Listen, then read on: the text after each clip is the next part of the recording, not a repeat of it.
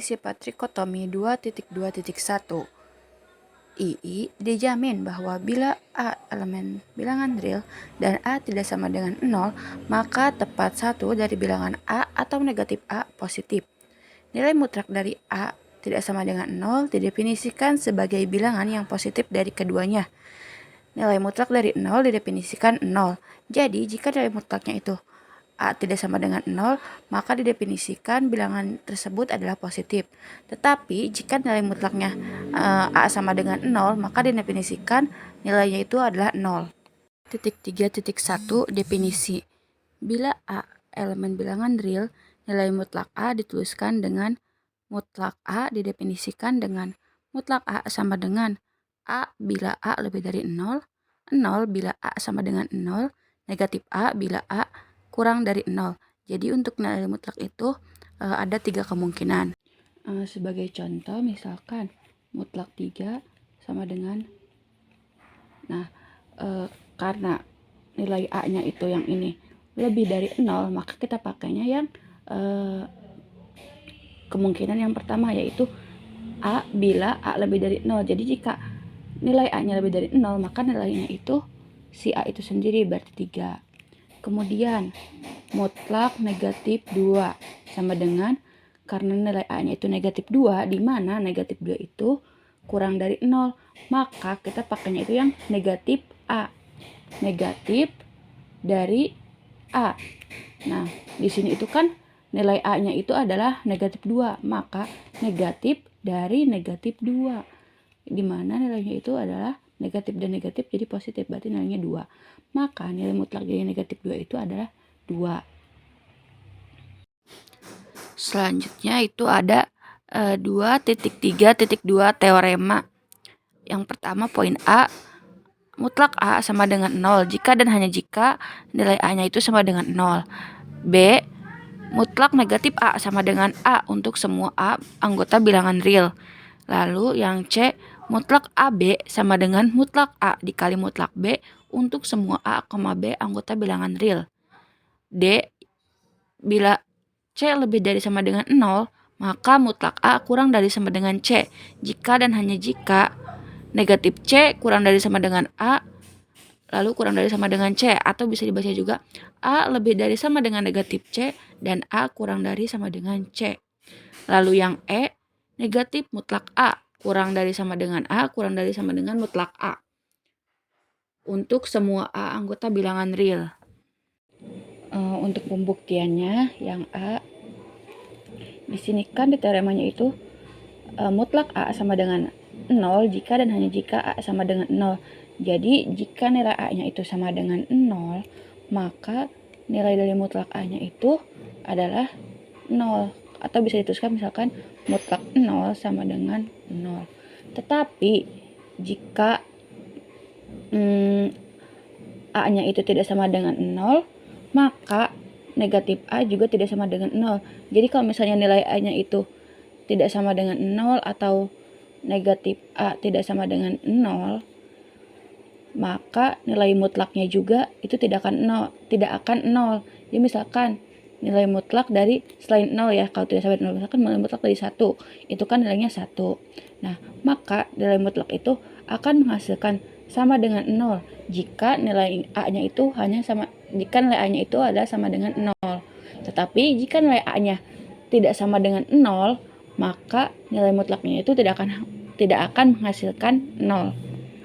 Lalu pembuktian yang B, di sini kan mutlak negatif A sama dengan mutlak A untuk semua A anggota bilangan real. Contohnya, misalkan dalam angka itu negatif 2. Nah, nilai mutlak negatif 2 ini akan sama aja nilainya dengan mutlak 2. Karena kan tadi di definisi sudah dijelaskan jika mutlak negatif 2 itu nilainya adalah 2 dan mutlak dari 2 itu adalah 2. Maka untuk teorema yang bagian B, nilai mutlak dari negatif A sama dengan mutlak A itu terbukti. Selanjutnya untuk pembuktian yang C, tadi kan bunyinya itu mutlak AB sama dengan mutlak A dikali mutlak B. Nah, di sini itu ada dua pemisalan. Yang pertama, jika A, B-nya itu nilainya itu adalah 0. Jadi keduanya itu sama dengan 0. Maka nilai dari mutlak AB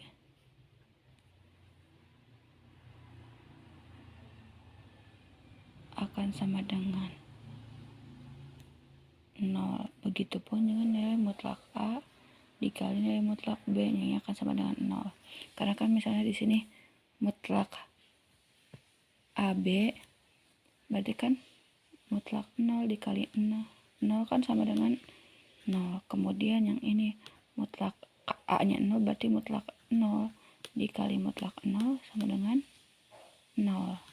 Maka jika A dan B-nya itu bernilai 0, maka mutlak AB sama dengan mutlak A dikali mutlak B. Kemudian yang kedua,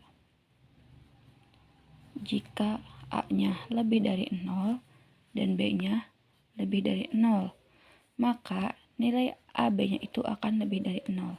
Karena kan A-nya itu lebih dari 0 berarti bernilai positif. Lalu B-nya itu lebih dari 0 bernilai positif juga. Maka jika keduanya positif lalu dikalikan, hasilnya itu kan akan positif juga. Makanya jika A-nya lebih dari 0, B-nya lebih dari 0, maka A, B-nya itu nilainya akan lebih dari 0 juga. Nah, maka bisa kita tuliskan mutlak AB sama dengan AB sama dengan mutlak A dikali mutlak B. Lalu kemungkinan yang ketiga, jika A-nya lebih dari 0 dan B-nya kurang dari 0, maka AB akan kurang dari 0. Jadi jika salah satu dari A atau B-nya itu kurang dari 0 atau bernilai negatif, maka nilai A, B akan kurang dari 0 juga atau bernilai negatif. Karena kan jika positif dikalikan dengan negatif, hasilnya itu akan negatif. Maka jika salah satunya ada yang kurang dari 0 atau bernilai negatif, maka AB-nya itu hasilnya akan negatif. Jadi di sini AB akan kurang dari 0. Nah, maka kita dapat bisa kita tuliskan itu mutlak AB sama dengan negatif AB, atau bisa kita tuliskan, kita perjelas, A dikali negatif B, karena kan ini nilai B-nya kurang dari 0. Nah, akan sama dengan mutlak A dikali mutlak B.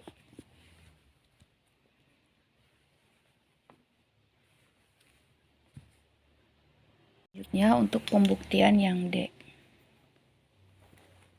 Di sini kan teoremanya itu bila C lebih dari sama dengan 0, maka mutlak A kurang dari sama dengan C.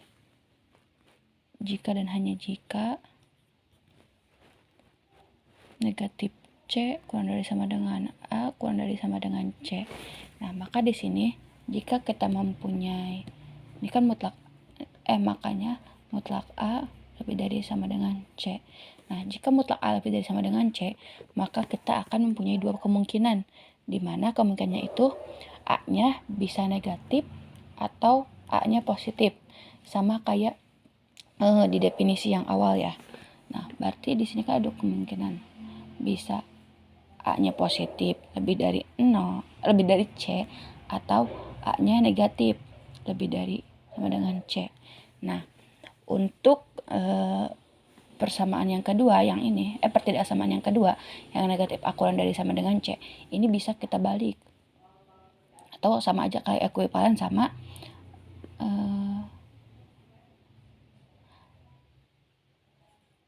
A lebih dari sama dengan negatif C, atau negatif C kurang dari sama dengan A. Nah, jadi persamaan yang ini itu bisa kita tulis dengan bentuk seperti ini atau seperti ini. Lalu kita untuk persamaan keduanya kita pakai yang bentuknya seperti ini. Dari kedua bentuk ini dan ini bisa kita tuliskan menjadi, tuliskannya secara berurutan ya. Negatif C kurang dari sama dengan A, yang ini kurang dari sama dengan C. Jadi di sini kita bisa lihat ya terbukti, karena jika kedua ini digabungkan akan menghasilkan negatif C kurang dari sama dengan A kurang dari sama dengan C. Atau lebih jelasnya itu mutlak A itu akan nilainya akan kurang dari sama dengan C jika si nilai A-nya itu berada di antara negatif C dan juga C. Selanjutnya untuk pembuktian teorema yang E itu kan teoremanya itu negatif mutlak A kurang dari sama dengan A kurang dari sama dengan mutlak A. Nah, untuk teorema yang ini kita bisa buktikan melalui melalui poin yang D tadi, teorema yang D tadi, yang dimana negatif C kurang dari sama dengan A kurang dari sama dengan C. Nah, dari persamaan yang ini kita bisa misalkan menjadi, misalkan C-nya itu sama dengan mutlak A. Nah, dari sini kita bisa tuliskan A kurang dari sama dengan mutlak A jika dan hanya jika negatif mutlak A kurang dari sama dengan A kurang dari sama dengan mutlak A. Nah, maka poin teorema yang E ini terbukti.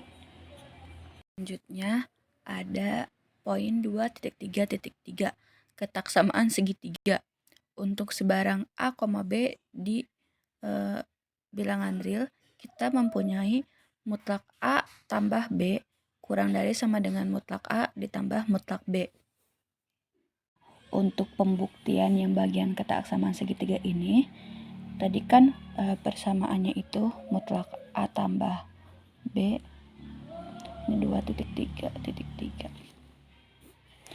Mutlak A tambah B kurang dari sama dengan mutlak A ditambah mutlak B. Nah, untuk pembuktiannya ini kita dapat dari teorema yang sebelumnya, yaitu teorema 2.3.2 yang bagian E, di mana dari sana kita mempunyai persamaan negatif mutlak A kurang dari sama dengan A kurang dari sama dengan mutlak A. Nah, selain itu juga berlaku dengan hal yang sama, di mana untuk nilai B berarti negatif mutlak B kurang dari sama dengan B kurang dari sama dengan mutlak B. Nah, dari kedua persamaan ini kemudian kita jumlahkan dengan menggunakan teorema 2.2.2.6 yang B atau di materi pembelajaran sebelumnya. Nah, jadi kedua persamaan ini kita jumlahkan, akan menghasilkan negatif mutlak A ditambah mutlak B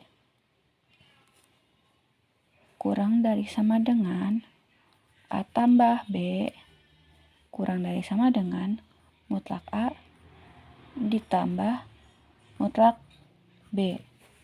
Nah, dari hasil penjumlahan ini kita lihat yang bagian ininya. Jadi lihatnya yang bagian ini.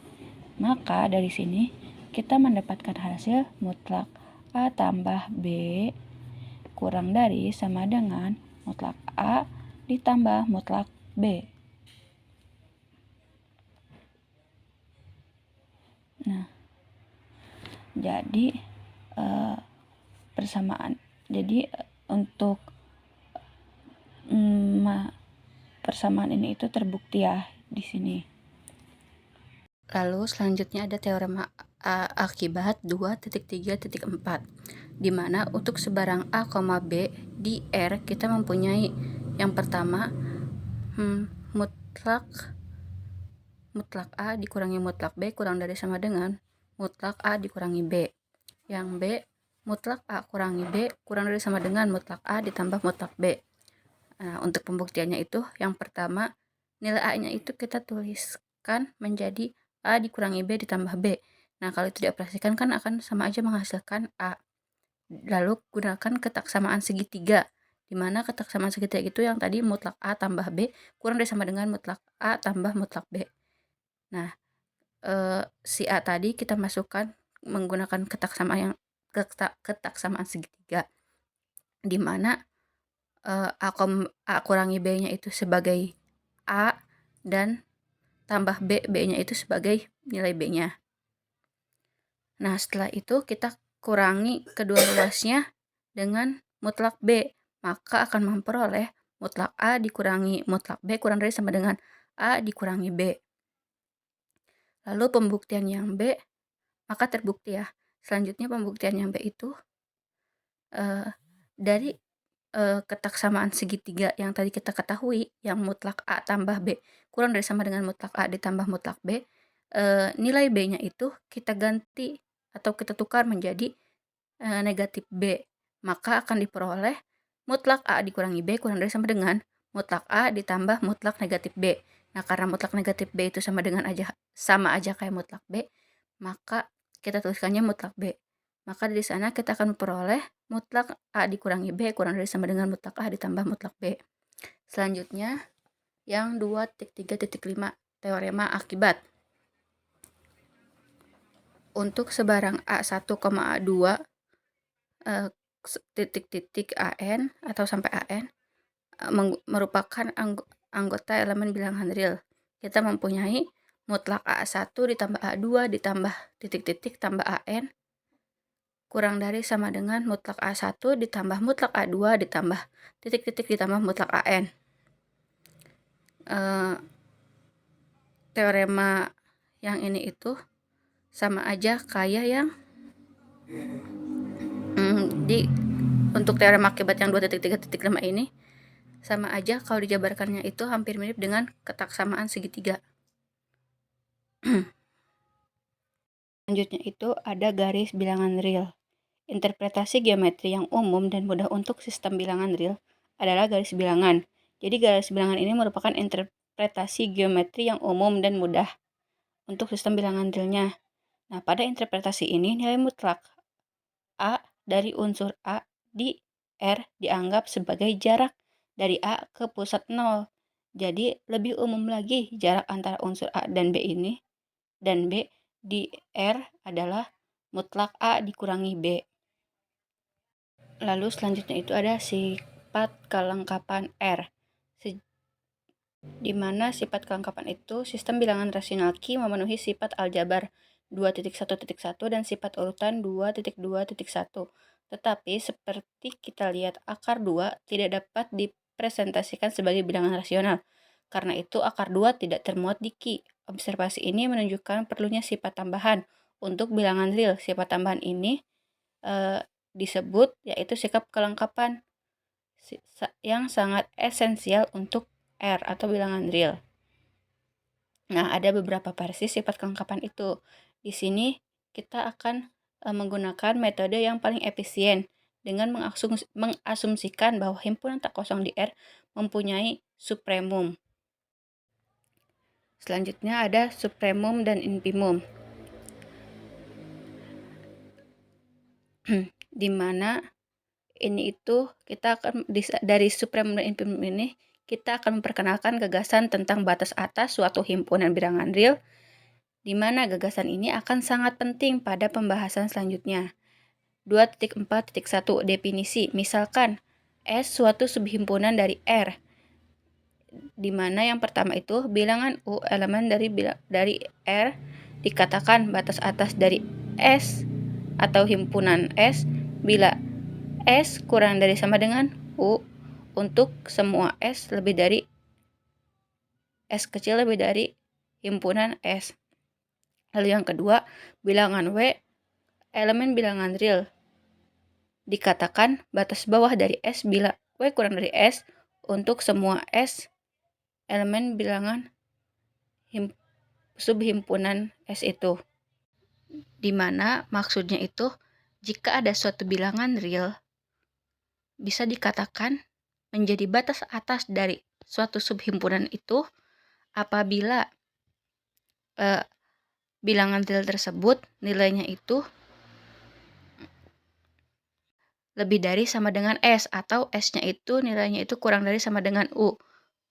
Untuk poin yang nomor 2 itu, misalkan ada bilangan W, di mana bilangan W itu merupakan elemen dari bilangan real tersebut.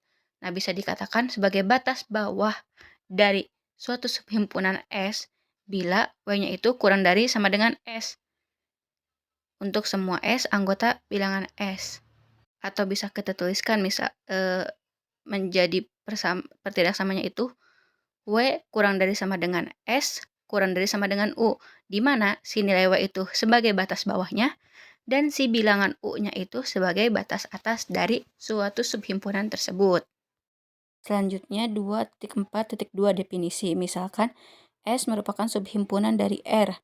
Yang pertama, bila S terbatas di atas, maka batas atas U dikatakan supremum atau batas atas terkecil dari si S itu.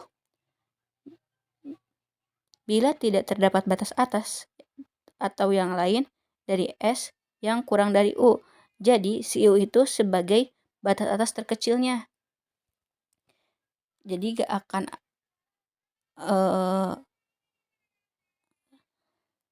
jadi si U itu dikatakan sebagai batas atas terkecilnya apabila tidak ada lagi batas atas atau nilai U yang kurang dari U yang awal tadi. Jadi misalkan batas atasnya itu 3. Nah, maka tidak ada batas atas yang lebih kecil dari 3 itu. Maka si U yang sama dengan 3 itu dikatakan sebagai batas atas terkecilnya. Kemudian yang kedua, bila S terbatas di bawah, maka batas bawah W dikatakan infimum atau batas bawah terbesar dari S bila tidak terdapat batas bawah yang lain dari S yang kurang dari W. Jadi si W-nya itu benar-benar jadi batas bawah yang paling besar. Jadi gak boleh ada lagi yang lebih besar dari si nilai W-nya tersebut. Begitupun yang tadi batas atas juga ya. Lalu selanjutnya ada sifat supremum dari R. Berikut ini kita akan membahas asumsi terakhir tentang R yang sering disebut dengan sifat kelengkapan dari R. Selanjutnya kita katakan R merupakan suatu medan terurut yang lengkap. 2.4.6 Sifat supremum dari R. Nah, setiap himpunan bilangan real tak kosong mempunyai batas atas, mempunyai supremum di R. Sifat infimum yang serupa dapat diturunkan dari sifat supremum. Katakan S subhimpunan tak kosong yang terbatas di bawah dari R. Maka himpunan S aksen sama dengan himpunan negatif S titik 2S merupakan anggota bilangan dari S tersebut, di mana yang terbatas di atas. Dan sifat supremum mengakibatkan bahwa U sama dengan supremum S aksen ada. Hal ini kemudian diikuti bahwa negatif U merupakan infimum dari S yang selanjutnya ada 2.4.7 Sifat infimum dari R. Nah, setiap himpunan bilangan real tak kosong yang mempunyai batas bawah mempunyai infimum di R. Jadi, untuk sifat supremum itu di mana bila himpunan bilangan real tak kosong mempunyai batas atas, maka itu mempunyai supremum di R. Nah, untuk infimumnya itu jika himpunan bilangan real tak kosongnya mempunyai batas bawah di R tersebut, berarti memiliki infimum.